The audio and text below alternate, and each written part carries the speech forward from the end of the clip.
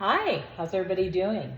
So I want to share a recipe that I've been using in my coffee, and it's butter. A lot of people use MCT oil, but I like using the organic butter, and I brown it. And what I do is I let it get to a certain point. I start heating it on low right now because it was in the refrigerator, and I don't want to burn it. But you get it to a point where it starts frothing, and then the next step is it starts turning brown, and even if it has little bits in it, that's okay. And what I'm going to do today, which is going to be fun, is I'm going to add some nutmeg at the end, and some cinnamon, and vanilla. And the butter I'm using is salted, and it tastes really good in your coffee. And you need the extra fat when you are doing keto. I picked these up at my local Marshall's, and I'm going to pour everything in here, and then you put it in the fridge. When it's all hardened, you drop it in your coffee. Keep you posted.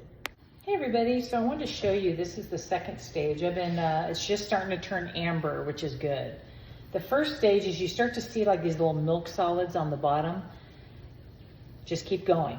And it's taken about 5 minutes, and it's going to get frothy. And I have the heat on medium-low, because I don't want it high, and too low would take too long. So now, if you guys can tell, it's foamy, and as I'm stirring it, a little amber portions come up. So what I'm gonna do is, in about probably a couple minutes, because it's looking really good right now, is I am going to pour it in my cup here, and a measuring cup, and I'm gonna add just whatever I feel like of nutmeg and cinnamon and vanilla for some good flavoring. And then I'm gonna pour it in these little plastic, because these pop up easier. And you can get these online, but I got mine at Marshall's, I saw it. So pour them in there for a little, and stick them in the fridge for a little individual, and they pop out really easy. I think honey, what are these called? Is this called Ice cube tray? Yeah, but it's the plastic. I forget what they call it.